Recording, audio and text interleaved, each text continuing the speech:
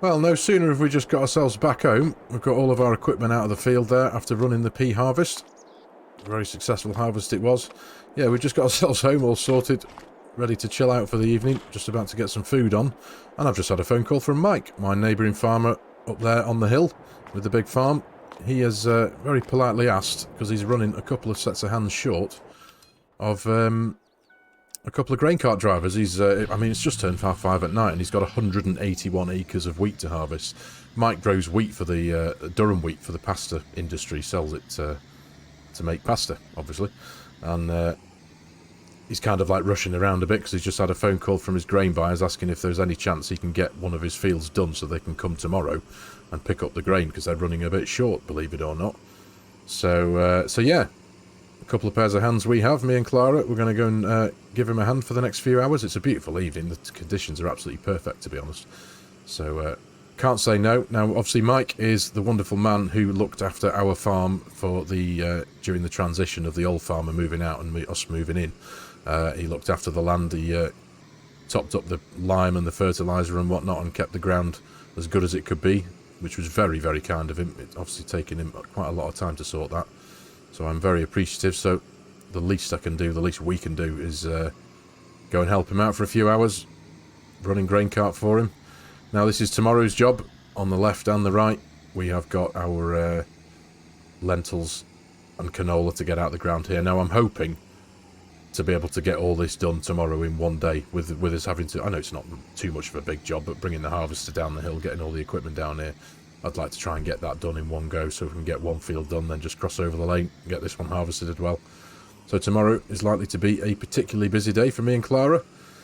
So either way, it's all good. We're going to spend the evening now running a lovely big wheat harvest. Now he's got 3 big John Deere harvesters. I believe Mike is something of a John Deere man, much like Jack back over at Taheton.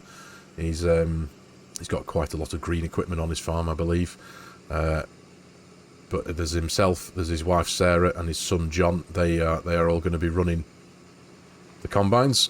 And ordinarily, he's got a few guys down in the town there that he employs to help him out running grain cart. But he's only got one of them available this evening, so hence why me and Clara have been asked to jump on board, which should be pretty awesome, quite frankly. Now I think the turning for his farm, because I've not actually been up there yet. Oh, here we are. This looks like us. Yeah. So let's get up there and see what we can do for him, eh? Oh, here we go. Oh, that is an awesome sight, isn't it? Big green machines going out to do the work they're designed for. Brilliant stuff. They're not hanging around though, are they? I knew he said he needed to get this done in a rush, but goodness me. Awesome stuff. So what's he got here? He's got, that looks like a nice big X9 to me. Very nice. And a couple of S790s, I think. Brilliant. Right, well, we've obviously got a few minutes ahead of us. They're not going to need us for a little while until they get their tanks full up. Yeah, we can, don't know who's in what and which one yet, but either way, it doesn't matter.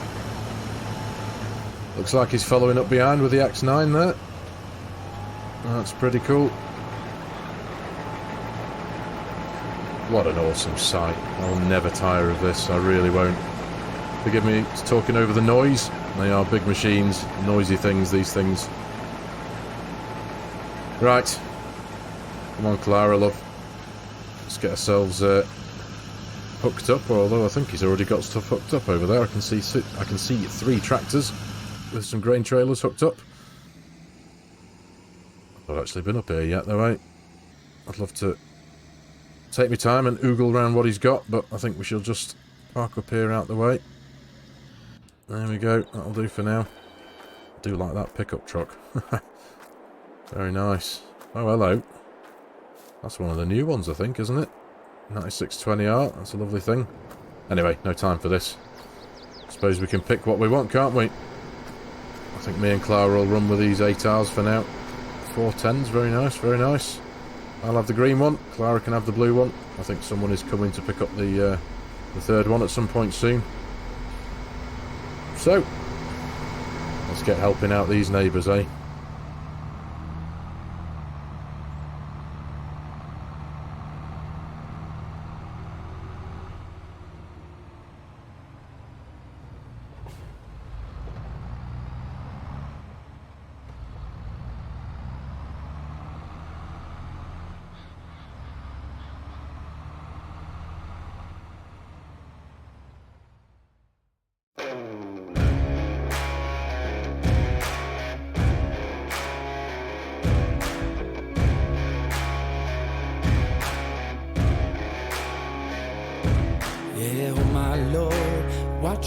day darkness falls and we all pray, hoping for the light of day.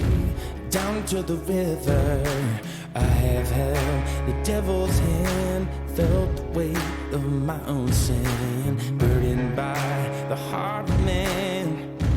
Down to the river, down to the river. Oh, oh, bury me, carry me, oh, oh, far beneath, oh, oh, fire and water me, going down deep, say, oh, oh, bury me, carry me, oh, oh, far beneath, oh, oh, fire and water me, washing me clean, kerosene creek.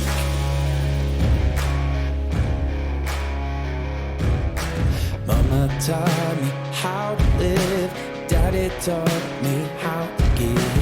Both of them had their own sins. Down to the river, every man has felt the shame. All our blood, it runs the same. Father, hear us as we pray.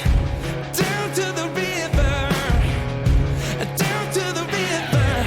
Sing, oh, oh, bury me, carry me, oh, oh, far beneath, oh, oh, fire and water me, going down deep, singing, oh, oh, bury me, carry me, oh, oh, far beneath, oh, oh, fire and water me, washing me clean, kerosene creek.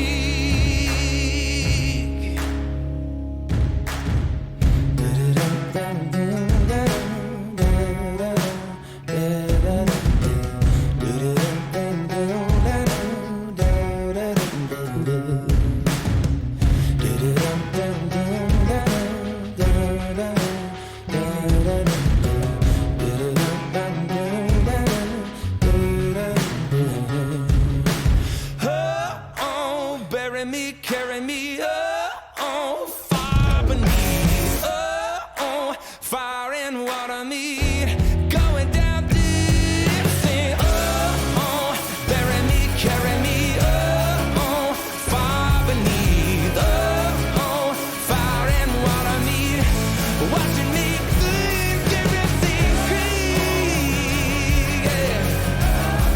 Oh, kerosene creek, down to the river, yeah.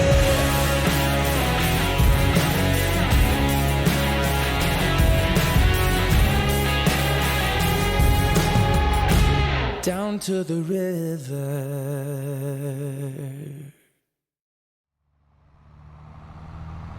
Tell you what, we're not done bad out of all that. That was just over 2.5 hours work. Considering this is a 180 odd acre field, we've done pretty good. So I'm just grabbing the rest of it for Mike now. This is the last of it. I think this is only about half full, 50% or so. So there we go. But yeah, we've done all right out of that. I think he said at the minute over in his silo there, he's got just over 350 tons.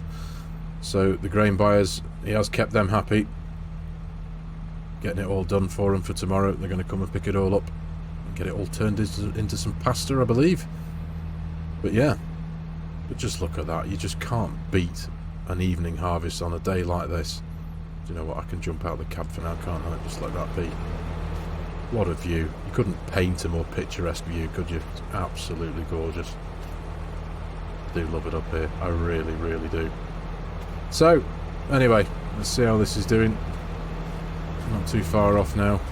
There we go. All finished. Right, so let's find out where I need to park this up. We'll go and have a wander around his yard very quickly, but I know both me and Clara are absolutely starving because we were going to have our tea about 2.5, 3 hours ago.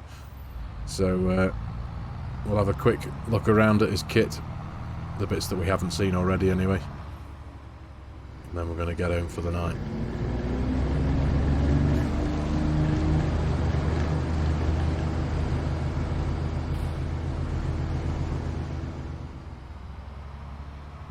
There we go, that'll do. I think everyone else has parked theirs outside, but I thought I'll just neatly stick it in here for him. I do love this truck. It's an absolute beauty. Kenworth. Don't know much about this W990, but what a thing though. Beautiful thing. Big crew cab, sleeper cab thing going on there. That's got to cost a pretty penny. I'm sure we're all familiar with the good old Wilson pace setter. Oh, what's this thing he's got? Oh, this isn't a John Deere. What is it? Oh, it's a Great Plains, same brand as my cedar back at the farm. That's all right, isn't it? Big cultivator, very nice. Now, he was telling me actually earlier on, he's got these two John Deere N542s. Now, these are a nice set of drills, but he said it was actually cheaper for him to buy two of these than it was to get hold of one of those big air cart system things that. Remember what Jack had over back on Taheton? He had that big John Deere thing for a while, that massive air cart and cedar convoy thing. But yeah, it was actually cheaper for him to buy two of these to the tune of about just over 60 grand than it was to buy one of those whole things. So he runs two cedars in the field instead of just the one big one. But they're very nice, I've got to say. These things, and there's actually, technically, they're a bit wider as well. Both of these are at, when they combine them together, they run a width of like 25.6 metres, whereas the air drills are only about, let's say only 23.2, 23.3, something like that. So technically he gets the job done a little bit quicker as well. But yeah, really nice bits of kit. Big tanks on them. Real big tanks. But yeah. But aside from all the agricultural equipment, I have got my eye on this truck. This is an absolute beauty of a thing. It's a Ford F350. But he's had it kitted out. It's got the let me put my torch on it. It's got the Raptor style front end on it. It's got those new big Ford badge on the front with that big plastic grill on there, similar to the new Raptors. But it's proper modified. This, look at the width of those wheels. Big dually. I do like a dually. Awesome stuff. What a thing. Snorkel. So it's ready for everything. This thing, it really is. Big toolbox, bull bars on the back. Proper thing. Big toolbar on the back. I think he's got the gooseneck hitch as well. So I think he's got a gooseneck trailer in here somewhere. I think I remember seeing before. For helping fill up his sprayer when he's out in the fields. It's very nice actually, isn't it? Very nice. But yeah, and he's got another wagon over there obviously. Again, not too sure what that one is. Is it a Peterbilt, I think, possibly? Oh, it is. Check me out. Nice. Very nice indeed. So yeah. And obviously we've seen the 8R410s that we've been rolling around in this evening, sorry. And he's got this lovely 8RT 410 as well. Very nice. Very nice. Anyway, right. It's late. I'm starving. Clara's starving. Look at that though. Sorry, I know I've just said it before, but you just can't get enough of these views, can you, up here in Montana? It's just beautiful. Love it. Absolutely love it. So anyway, good job, well done. If I don't say so myself, we've helped out our neighbour. Very glad to be able to repay a favour that, like I said, he's been looking after our farm during the transition from the old farmer moving out to us moving in, so very happy to help him out here. So yeah, brilliant, absolutely brilliant, wonderful end to a day, I've got to say. So anyway, back home, hungry. We've got a chilli in the pot at home, and I do love myself a chilli, so we're going to go and scoff that, chill out for the evening, and then the work carries on tomorrow. We're going to crack on again with the harvesting. We need to get the lentils out of the field and potentially the canola as well. We do still have the field of peas that we harvested. We need to run the cultivator in there and get and the mulcher, the landol, and get that all treated. But as I've kept saying throughout these videos, it's all about chilling out up here. We're not rushing. There's no need to rush. We've got plenty of time ahead of us. So but yeah, just due to the fact that I'd like to, because we've got to get the harvester down the hill to those two fields, it makes sense that I get them both done together, one after the other, just to save carting that header trailer, the head of the combine and all that up and down the hill. And don't get me wrong, it's not far. I know it's not far, but it just makes sense, doesn't it? It just does. So, anyway, right, come on, home. We'll catch you in the morning.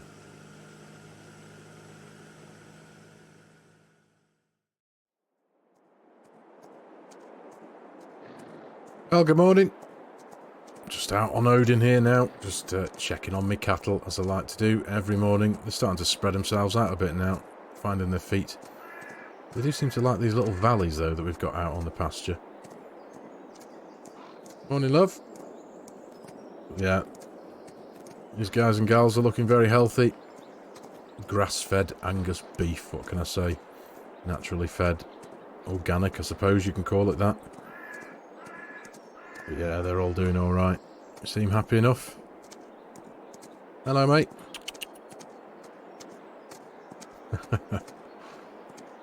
This is just the best way to start any day, it really is, regardless of how much you've got to do or how little you've got to do. Win out on the back of the horse. Just go for a bit of a trot around. Clara's doing her usual. She's out on a gallop on the back of Whisper somewhere. She's loving it. She really is. So, anyway, the work ahead of us today, like I said yesterday, we are going to harvest the lentils and potentially the canola as well down the bottom of the hill. And if we've got enough time, which we probably will have, we shall dig the land all out and have a bit of a go with that. Sort out a few of the fields, get them ready for drilling again. So yeah, beautiful day again. The forecast has given half decent. Got a bit of sunshine, bit of cloud in the sky, but nothing too dramatic. Another perfect day to run the harvester. Which reminds me, actually, I need to fill it up with a bit of diesel, bit of go-go juice. It's pretty empty at the minute. Still sat by the fuel tank, so got that to do.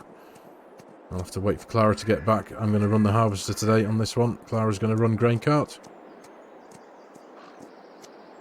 See what we can get done, eh?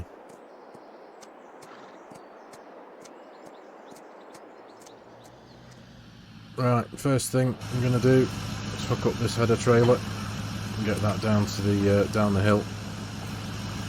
I was toying with the idea of seeing if I can just hook it up to the combine and run the header down on the combine as it is, but yeah, I think that's going to be a little bit stupid of me. I will definitely take out my post box, that's for sure, my mailbox. That wouldn't survive that, would it? And I think I'd probably take out most of these fence posts as well and the telegraph poles, so yeah. I think for the sake of not being lazy, we'll just run it down like this, because we do have a big bit of ground, especially on the right-hand side as we come down here in the lead next to the lentil field. We've got a good bit of room there to be able to park this up and fit it to the combine while we're there. Makes sense. So, Clara's not too far off being back now, so I'll give her a shout. I'll wait for her to get on the radio and let me know she's back and ready. And then we'll get the combine down here, the new John Deere and the trailer, and get cracking on. We've got quite a bit of land to cover, and unlike what we were doing yesterday for Mike and his family, having multiple combine harvesters, obviously we've only got the one, just me and Clara, so it's definitely going to take us a bit more time than the 2.5 hours it took us yesterday to get that 180 acres harvested up. So I think we'll just pull up nice and close to the fence here. That'll do, I think. But I do think that the gap between these fence posts is big enough for me to not have to faff about when it comes to going from this field to this field. I'm pretty sure I should be able to squeeze the header out of here and into there. Yeah, that's more than big enough in it, absolutely. Well, that's one good thing, I guess. Right.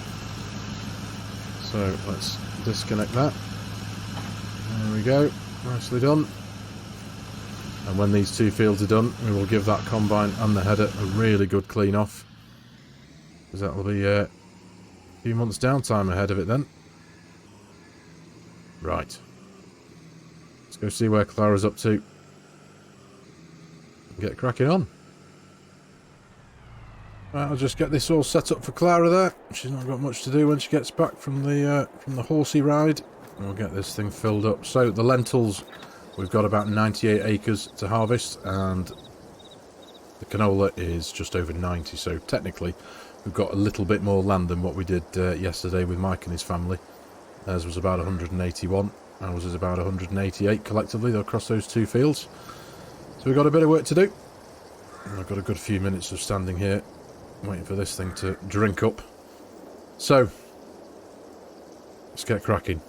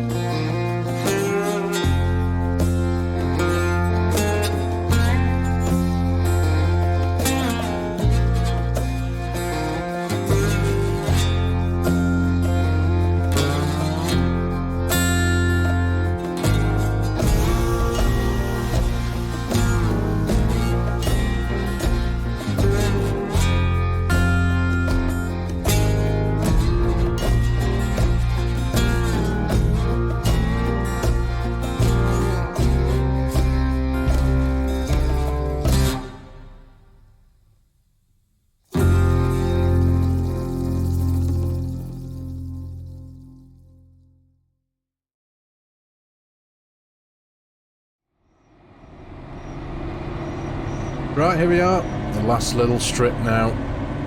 It's taken a good few hours. It's just coming up to 1:30 in the afternoon, so it's been a bit of a slow process, but yeah, worryingly, this combine's started to show signs of age and wear, I must admit. It's creaking and groaning and knocking. The engine is sounding a bit rough. I check the oil every day, checked the oil this morning. I do try and keep on top of my machines as best as I can, but there is something not right with this, I must admit. It's done the job, don't get me wrong. It hasn't broke down, it hasn't caught fire or anything, it hasn't gone up in a ball of flames, but it's yeah, it's just starting to feel loose. I think I'm not too sure whether it's worthwhile me throwing money at it and getting it serviced, or whether I just bite the bullet and buy myself a nice new combine. Come on, Clara, love. Let's get the last of it here. Hopefully we'll get the last of what I've got into a trailer here, get her filled up, sent over to the farm. So what we had at the farm in the way of lentils was 206.5 tons. There she is. Good on you, good on you. And what we've now got over in the silo is 340, just over 340 tons. Plus what I've got in here, plus what Clara's got in there, we should have about 370 tons in total. So we've yielded from this field 164 tons, which it could have been better. It could definitely have been better. There's no doubt about that. But yeah, right, job done, nicely done. Nice one, Clara, love. So let's get this thing back over to the edge of the field. We're going to leave it there for now and get all the lentils sorted out. We're going to have ourselves some lunch, I think. Take our time, as I always like to do now. I'm going to go back up to the house, grab us some lunch, chill out for an hour or so, and get back down here, get onto that canola. But there's definitely improvements can be made in this field for sure. We'll maybe take a few soil samples and see if there's anything we can do to that. We could potentially top it up with a bit of lime, obviously. Whatever crop we get in here into the future, get it fertilised and get the yield as well better than what we've had it from here, that's for sure. So, right, I don't even need to worry about taking the header off, do I? I think I can just roll into the field here, carve my way into the field a few feet or so, turn it off, and wander back up to the house. Although, thinking about it, Clara will be should be close behind me anyway, so I might catch a ride with her up the hill. Right, so let's have a look here, shall we? Oh yeah, we've got plenty of room there, haven't we? Plenty of room, don't need to worry about destroying my fence posts. There we are. That'll do, won't it? Do you know what? We'll just leave it there for now. Let's just leave that. Let's turn her off. But yeah. Definitely needs a bit of TLC, this thing, for sure.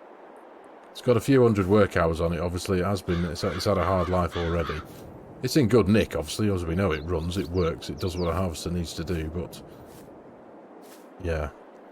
I think if I want to have reliable equipment on my farm, this either needs good few dollars throwing at it, like I say, or whether I bite the bullet and treat myself to something, because I can at the minute. I can afford it. I could sell this for something, and I don't know, I'm just thinking out loud, aren't I? You know what I'm like. As soon as I get my eye on me and my mind on replacing some bit of machinery, there's no stopping me, is there? And I didn't buy this, did I? This came with the farm, so it doesn't really mean much to me. It's a good bit of kit, don't get me wrong. It's a nice looking thing, but we could do better. Anyway, there's a BLT butty in my fridge with my name all over it.